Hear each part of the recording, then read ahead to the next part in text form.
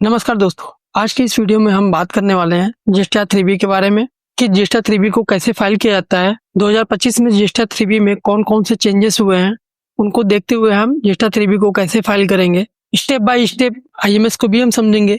Next हम सीखेंगे कि इनपुट टैक्स क्रेडिट को हम कैसे चेक करेंगे।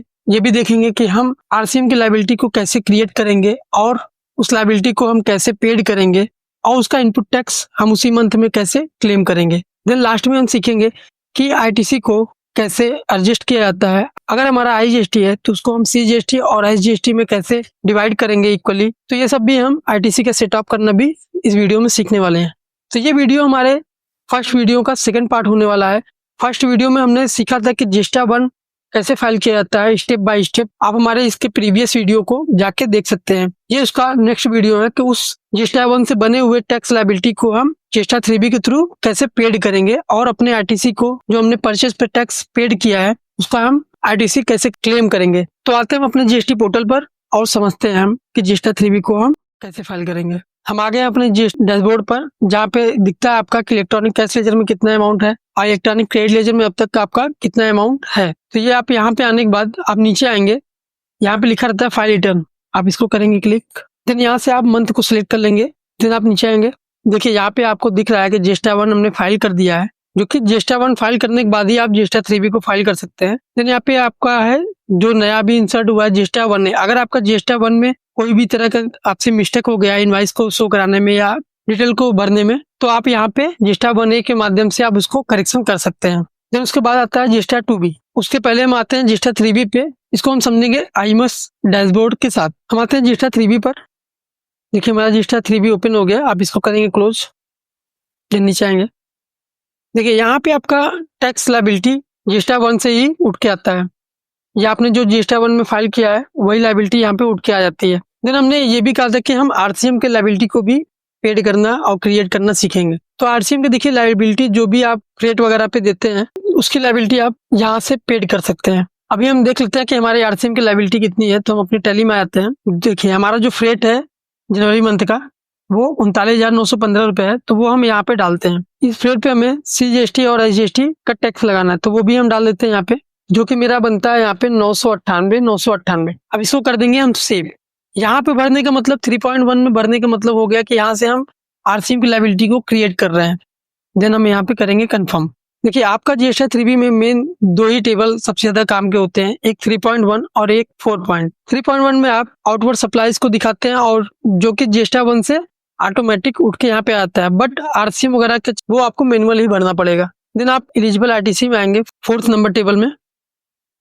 तो देखिए मेरा जो भी यहाँ पे ITC उठ के आ रहा है वो बाई GSTR 2B उठ के आ रहा है, और GSTR 2B कब जनरेट होता है 14 तारीख के बाद। तो आप मेक श्योर कर लें कि जब आपका GSTR 2B जनरेट हो जाए तभी आप GSTR 3B को फाइल करेंगे, उसके पहले आप कभी भी GSTR 2B को फाइल नहीं करेंगे। देखिए हमने 3.1 वाले टेबल में RCM की लायबिलिटी को क्रिएट किया था।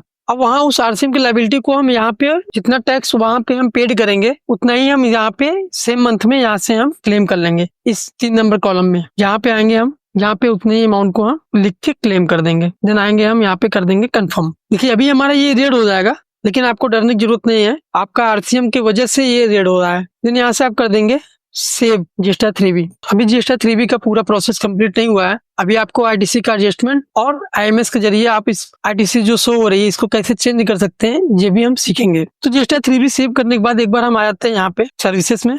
देन आप आएंगे रिटर्न वाले ऑप्शन पे। देन आप यहाँ पे एकदम नीचे देखेंगे कि इनवाइस मैनेजमेंट सिस्टम लिखा हुआ है, यानी कि IMS डैशबोर्ड, इस पे करेंगे आप क्लिक।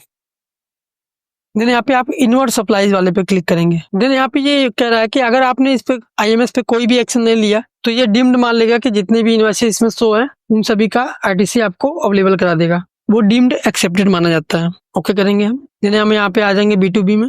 देन यहाँ पे आप देखेंगे कि मेरे जितने भी इनवॉइसेस हैं वो सारे के सारे मेरे हैं या नहीं, या फिर कोई भी इनवॉइस ऐसा है जो आपका नहीं है वो भी यहाँ पे शो कर रहा है, तो आप उसको यहाँ से एक्सेप्ट, रिजेक्ट या उसको पेंडिंग में रख सकते हैं। देखिए एक्सेप्ट कर लेंगे तो आपका उसी मंथ में आ जाएगा, अगर रिजेक्ट कर देते हैं तो उस इनवॉइस की ITC को आप दोबारा क्लेम नहीं कर सकते हैं। अगर आप पेंडिंग में रख देते हैं तो वो इनवॉइस आपका नेक्स्ट मंथ फिर से रिफ्लेक्ट करने लगेगा। अगर आपका है तो आप उसको एक्सेप्ट करा सकते हैं। यहाँ पे देख सकते हैं कि आपका GST 1 को सप्लायर ने कब फाइल किया है, कब नहीं फाइल किया है, तो और इनवॉइस का डेट वगैरह सब कुछ आपको यहाँ से दिख जाएगा IMS डैशबोर्ड से। देन आप इन सभी इनवॉइसेस को एक साथ अगर एक्सेप्ट कराना चाहते हैं, आपने सारा एक बार देख लिया और देखने के बाद आपको ये लगता है कि सारे इनवॉइसेस मेरे सही है, देन आप यहाँ से कर देंगे क्लिक। देन यहाँ पे ये कह रहा है कि select all record of all the pages, यानी 61 रिकॉर्ड्स हैं इसमें, तो आप इस पे कर दीजिए क्लिक। देन यहाँ पे कर दीजिए प्रोसीड। देखिए IMS डैशबोर्ड में आप तभी तक चेंजिंग कर सकते हैं जब तक आप GST 3B को सेटअप नहीं कर लेते। अगर आप GST 3B को सेटअप कर देते हैं तब आप इसमें यहाँ पे कुछ भी नहीं कर पाएंगे। तो जितनी भी बार आप चेंजिंग करना चाहें उतनी बार आप चेंजिंग कर सकते हैं इसमें, तब तक कि आप GST 3B को सेटअप नहीं कर देते। तो यहाँ पे आप कर देंगे एक्सेप्ट 61 रिकॉर्ड्स पे आप करेंगे क्लिक। देन आप आएंगे नीचे, यहाँ पे कर देंगे आप सेव, देन कर देंगे प्रोसीड। देखिए यहाँ पे इसने कर दिया 61 इनवॉइसेस पे इसने एक्शन ले लिया, उसको प्रॉपर सेव कर दिया। अब यहाँ पे हम कर देंगे प्रोसीड रिटर्न फॉर्म में। देन यहाँ से मंथ को फिर से सेलेक्ट करेंगे, सर्च करेंगे। देन यहाँ पे आप देखेंगे कि auto drafted ITC statement for month GST 2B, आप इस पे करेंगे क्लिक। देन यहाँ पे आप देखेंगे कि ITC जितना IMS में पोर्टल पे दिख रहा है और जितना यहाँ पे दिख रहा है वो दोनों सेम है या नहीं, आप एक बार इसको मैच कर लेंगे। देन आप नीचे यहीं से डायरेक्ट IMS डैशबोर्ड पर जा सकते हैं। आप यहाँ पे कर लेंगे ऑल टेबल्स पर। देन आपको सारे इनवॉइसेस यहाँ पे भी शो होने लगेंगे कि IMS से कौन कौन सी इनवॉइसेस उठ के आए हैं, कौन से नहीं, वो सारे आपको यहाँ पे भी शो होने लगेंगे। देन अब हम आते हैं फिर से GST 3B पर। देन यहाँ पे फिर से मंथ को सिलेक्ट करेंगे, सर्च करेंगे, देन आएंगे GST 3B पर। IMS डैशबोर्ड को रिकम्प्यूट करने के बाद आप इन दोनों टेबल को एक बार जरूर मिला लेंगे कि मेरा ITC जो हमने RCM का यहाँ पे लायबिलिटी क्रिएट किया था वो अमाउंट है या नहीं, और देन आप फोन नंबर कॉलम में भी आके एक बार रीचेक कर लेंगे। देन उसके बाद आप यहाँ पे आके करेंगे सेव GST 3B, एक बार यहाँ से कर लेंगे रिफ्रेश। अब देखिए आएगा आपका प्रोसीड टू पेमेंट, इस पे कर देंगे प्रोसीड टू पेमेंट। देन यहाँ से करेंगे प्रोसीड, नीचे आएंगे आप देखिए लिखा है पेड थ्रू ITC। अब देखिए यहाँ पे क्या है कि CGST में देखिए यहाँ पे 0 लिखा है, यहाँ पे IGST 90,000 लिखा है, यहाँ पे 22,000 लिखा है, देन यहाँ पे इतना लिखा है। तो आप क्या करेंगे कि ये सब मिसमैच हो जाएगा आपका। देखिए आप जहाँ पे कर्सर रखेंगे, देखिए IGST का ये हेड है, IGST का पैसा आप CGST और SGST में जितना चाहे उतना ट्रांसफर कर सकते हैं, लेकिन CGST के अमाउंट SGST में नहीं डाल सकते आप, ना ही SGST का अमाउंट CGST में, और ना ही इन दोनों के अमाउंट आप IGST में डाल सकते हैं। अगर आपका सेल IGST होता है या यूपी में है हम तो यूपी के बाहर अगर किसी स्टेट में होता है तो आपको IGST की जरूरत पड़ती है, तो आप IGST रखना चाहें तो IGST का आप इनपुट टैक्स रख सकते हैं। अगर आपका सेल लोकल होता है, जिस डिस्ट्रिक्ट में है आप उसी डिस्ट्रिक्ट में ही आपका सेल होता है, तो आप कोशिश करिए कि IGST के अमाउंट को CGST और SGST में डिवाइड कर दीजिए। तो यहाँ पे देखिए IGST के अमाउंट तो अभी 0 बता रहा है, ऊपर आप देखेंगे कि अवेलेबल बैलेंसेस 0 दिखा रहा है। देन इसके बाद आप देखेंगे CGST के अमाउंट में 1,79,000 बता रहा है और SGST में 89,208 बता रहा है। इसका मतलब आपका CGST का क्रेडिट लेजर कुछ और बताएगा, SGST का क्रेडिट लेजर कुछ और बताएगा, और आपके बुक्स में एंट्री सब ऊपर नीचे हो जाएगी। तो इसको बैलेंस कैसे करना है, इसी चीज को हम सीखने वाले हैं। ये बहुत इंपॉर्टेंट पॉइंट है, बहुत कम अकाउंटेंट्स को ये पता होता है कि यहाँ से ITC को हम सेटअप कैसे करते हैं। तो ये चीजें आप ध्यान से देखिएगा। देखिए पहले हम सबको कर देंगे यहाँ से 0। अब देखिए यहाँ पे आपकी लायबिलिटी कितनी बनी, 1,13,199। CGST और SGST की लायबिलिटी 1,13,199 बनी। यहाँ पे देखिए ऊपर रखेंगे ना यहाँ पे आप कर्सर, तो आपको बताएगा कि IGST में आपका इतना पैसा है, फिर उसके बाद CGST में रखेंगे तो CGST में इतना है, SGST में इतना है, यानी कि सब देखिए मेरा CGST SGST भी सेम है, इसके पहले गड़बड़ा रहा था। तो अब यहाँ पे हम इसी अमाउंट को 2 बराबर भागों में बांट देंगे। अब देखिए कितना है, 1,35,905 रुपए। हम यहाँ पे कैलकुलेट कर लेते हैं, 1,35,905 भागे 2। देखिए यहाँ पे पॉइंट में नहीं लेता, पैसे में नहीं लेगा, जब भी लेगा आपका टोटल राउंड ऑफ में फिगर लेगा। तो यहाँ पे 1 रुपए ऊपर नीचे होगा, दिक्कत नहीं है आपको। देखिए 50% हमने कर लिया है इसका 1,35,905 का। यहाँ पे हम भरेंगे 67,953।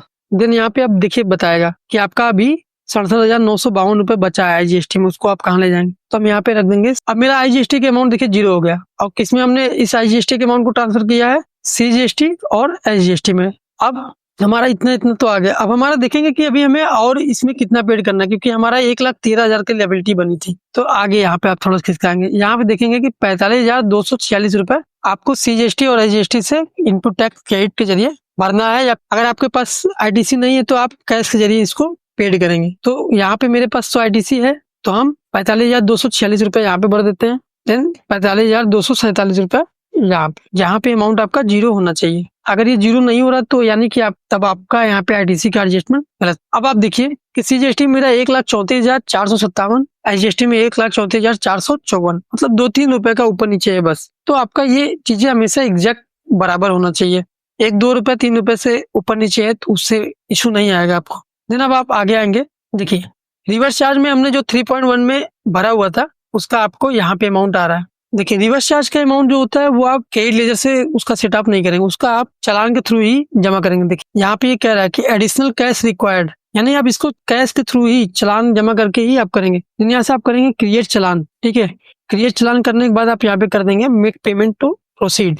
देखिए यहाँ पे आप डायरेक्ट भी वही करेंगे तब भी यही बताएगा, ये आपको सीधा ये लेके चला आएगा इतने का चालान बनाने के लिए, बोल देगा कि ये चालान जमा कर। देन चालान जमा करने के बाद आप क्या करेंगे वो भी हम बता देते हैं आपको। देन चालान जमा हो जाने के बाद आप कर देंगे make payment post to credit ledger. उसके बाद आपका आएगा proceed to file. Then proceed to file करने के बाद आप सीधा ओटीपी या डीएससी लगा के आप जीएसटी 3B को फाइल कर देंगे। तो ये थी जीएसटी 3B की फुल कॉन्सेप्ट।